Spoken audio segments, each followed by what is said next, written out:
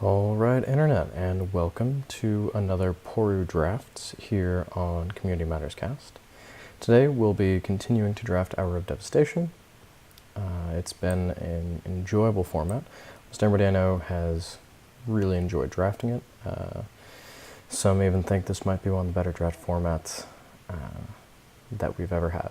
So, that remains to be seen. But for now, let's go ahead and dive into this draft. So, to start with, we see our rare, Ramunap Hydra. Pretty good card. It wants deserts, which aren't too bad to get if you're intentionally drafting them to begin with. And is also, so it can be just a very good card, and puts us in green, which seems to be one of the better colors. The other card that catches my eye on the pack is Open Fire. 3 mana, 3 damage. It's probably the best red common. It's a very good spell. The other card that I do enjoy a lot is Sunset Pyramid. So it's just a nice way. The games seem to be slow enough that you can actually, you can make a difference. You'll have 2 mana kind of lying around here and there, and you can really make a difference with that pyramid. All of that being said, we went ahead and took the Hydra because it's just the best card there. This can hit the board and have a pretty big impact.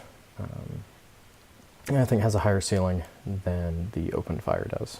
So, alright, with that in mind, let's go ahead and take a look at our second pack. So the rare here, Hour of Eternity. So it's kind of an interesting rare.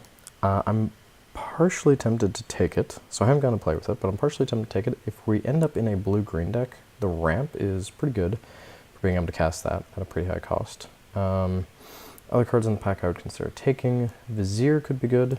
I think that's a fairly powerful card. Ornus Stalwart, if we just want to stay green and have a good 2-drop, is good, but if we're going to do a ramp deck, then maybe not. Let's just go ahead and take Hour. I don't think there's anything else in the pack that's particularly strong. Lethal Sting is pretty good as a removal spell, but I'm kind of curious to play with this card. Taking it second overall is almost definitely too high for that card, but we'll see how it plays out from here.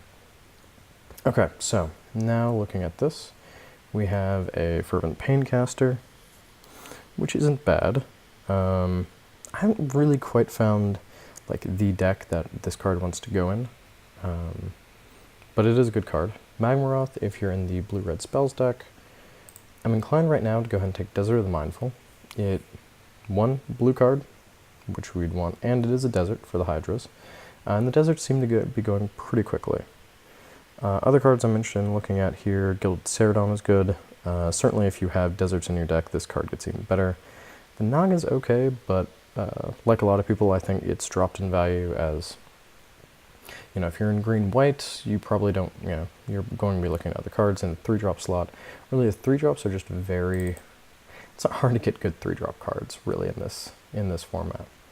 And so then, then on the other side of that, the blue-green or red-green decks, a 3/3 gets blanked pretty quickly by anything that you ramp into or that your opponents could ramp into, so not really what you want to be using. Alright, here, let's see. Well, so Endless Sands I've actually found to be a pretty enjoyable card to use.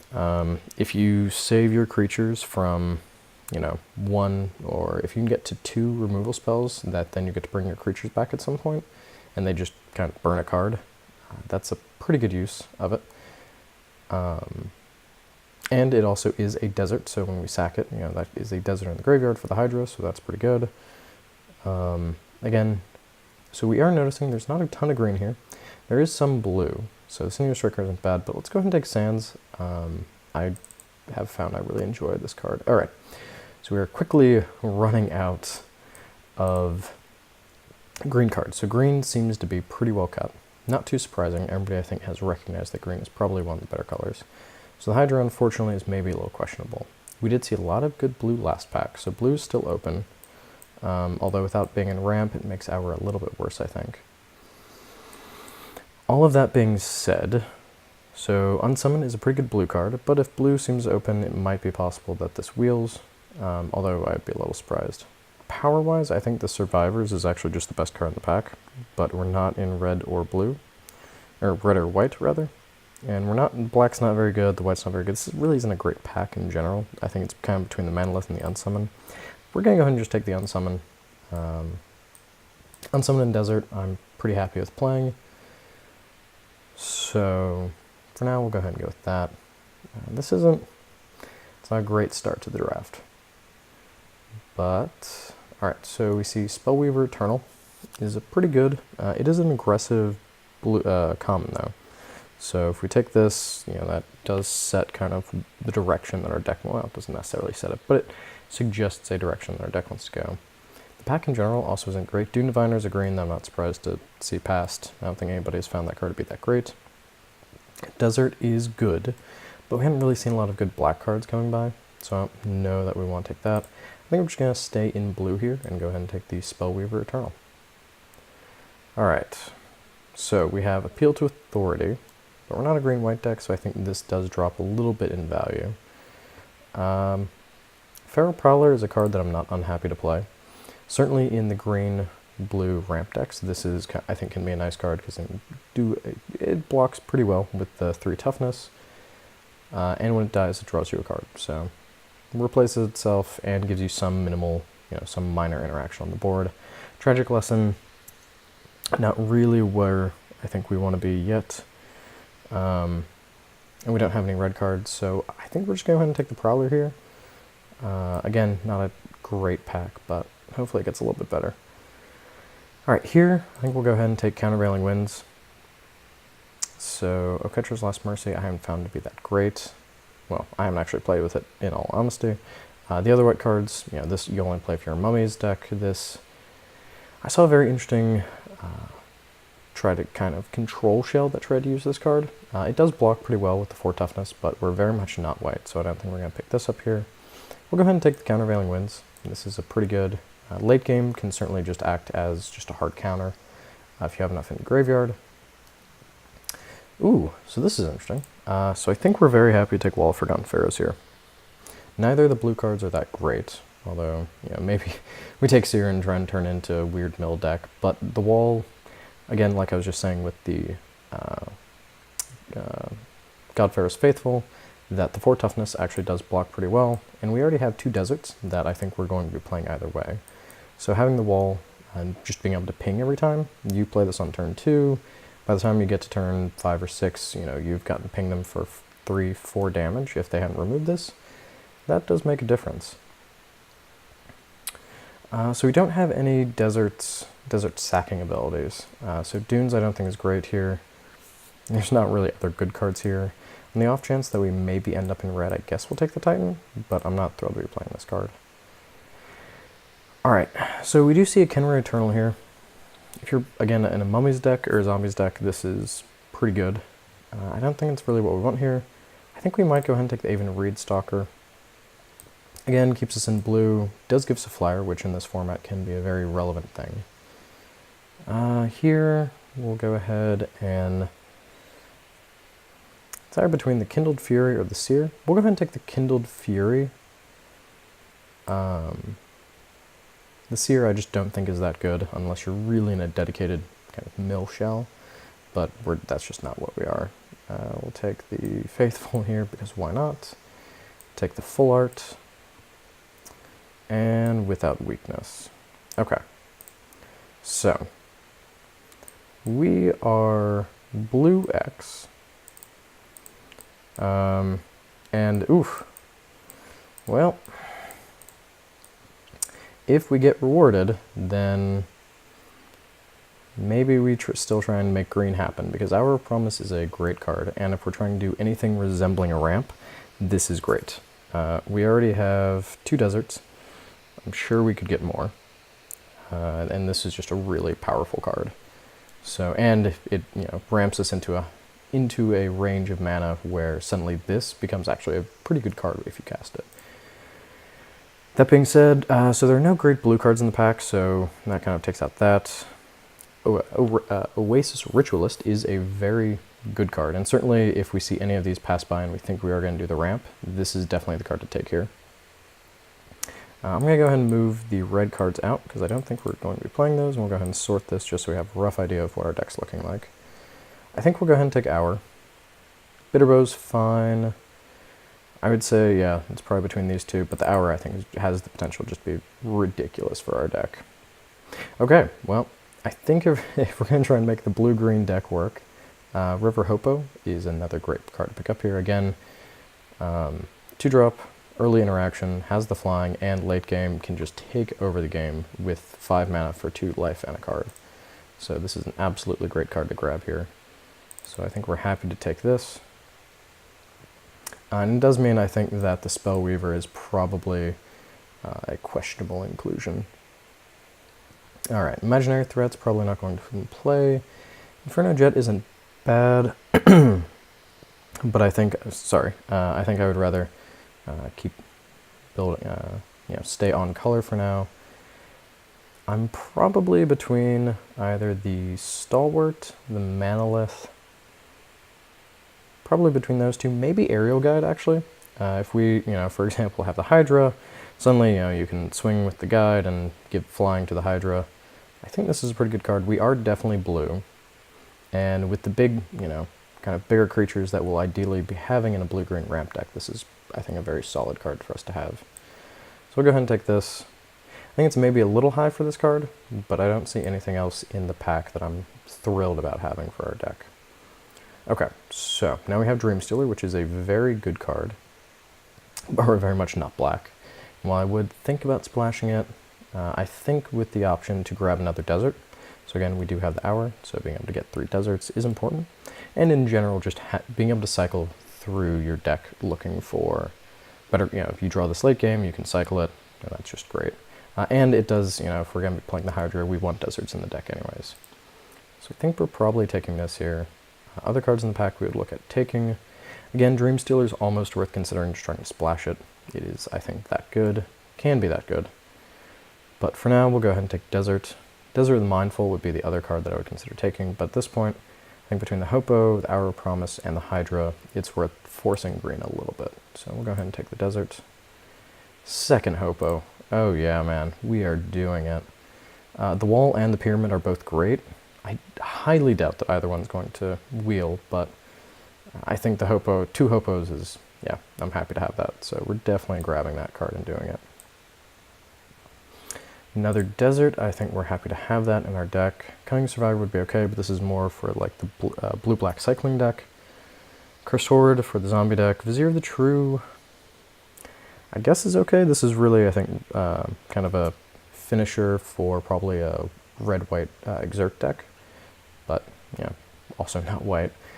Tragic Lesson, maybe, but I think the Desert here is just a much easier pick for us. Okay, let's see. Looking at this, we already have one Reed Stalker, and not even really thrilled to play that one. We only have 8 creatures. The Bitterbow Sharpshooters, if we do, we're not quite in a ramp-style deck, mainly because we don't actually have that many cards that ramp us outside of Hour. But this is a nice payoff once you get a little bit higher. Again, now we have another Vigilance creature. We can attack with the Guide, get in for 4. And the reach is a real benefit, so flyers are very good in this format, so I think we're happy to have this guy. At some point, if we see another Naga, that would be nice, kind of build up our 3-drop slot, but for now I think we're fine with this. Here, that's, I'd say a late Jarru, but I haven't seen this guy be taken all that often, nor have I seen him be all that effective. I will say something that we are missing pretty severely in our deck is any kind of removal. We haven't seen Ambuscade. Tells us that green is almost definitely being cut elsewhere, but I think the green cards we have are just too good not to play. So we'll go ahead and take Beneath the Sands. This is a little bit of ramp, and can also be some fixing if we get stuck. Ooh. I don't think we're taking... I don't think we'd play the Sandwalla, but I guess we can take it... We might take the Lethal Sting with Beneath the Sands. Maybe if we're able to grab a Manolith at some point, in the next few cards, we can splash for a black. So I think we'll go ahead and take Lethal Sting here. There's, I think, a slightly higher chance that we play that card as opposed to the Sandwalla, so I think that's probably how that shakes out. This could be a very good card. Yeah, I think we're fine taking this card. It's blue-green. If we're able to sort and, find one of our creatures, that's nice. So we'll just go ahead and take this card. Okay, well we certainly don't need another Beneath the Sands. 2 is more than enough. I guess we'll take this. I don't think this is a card that we really want to have. We definitely don't want another Lethal Sting. We're not going to be playing a Thorn Moloch. But I guess we'll take the Imaginary Threats. Maybe we play a deck where that feels like the right card to play, but we'll see how it goes. I'll go ahead and grab a Cunning Survivor.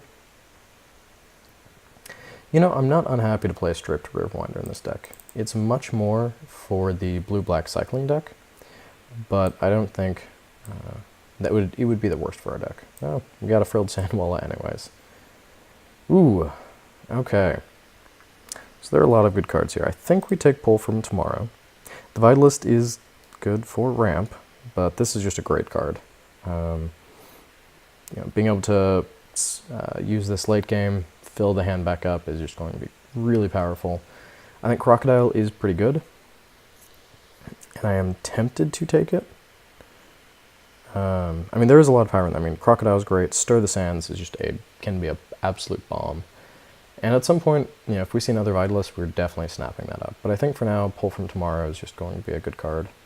We do want a little more early interaction, but I think this has the potential to be very good for our deck. Let's see. As Foretold, yeah. It's kind of an interesting card.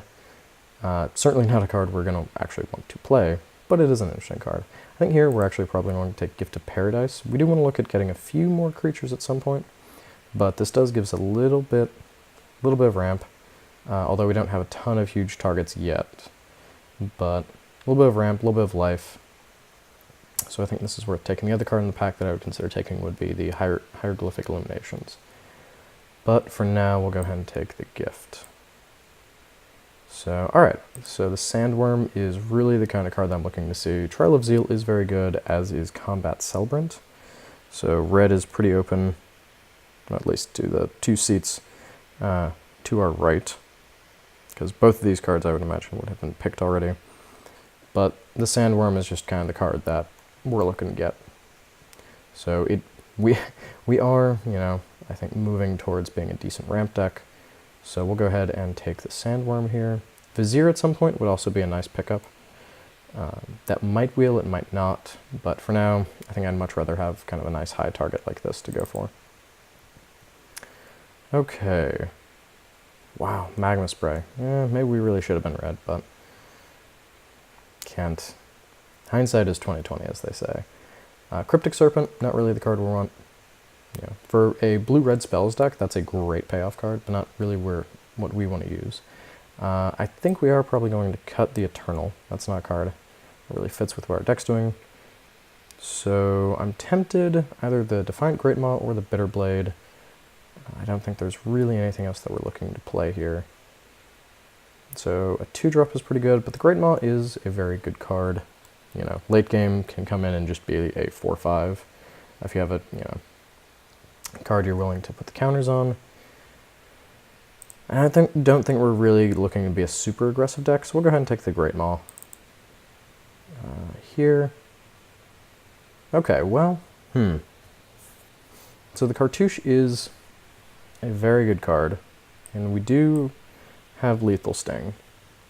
So it's possible. So let's see, what fixing do we have? We have the Beneath the Sands, Gift of Paradise. Well, we also kind of have Hour of Promise. So 2 land cards. We could potentially take this. It's not a creature, and this would be putting 2 non-creature cards into our deck. We're kind of low on creatures. We might go ahead and take the Kudu here. Yeah, if we had like another Ritualist, I think I'd be happy taking this. But I think for now this is just a safer pick. It gives us another creature, which we kind of desperately need at this point.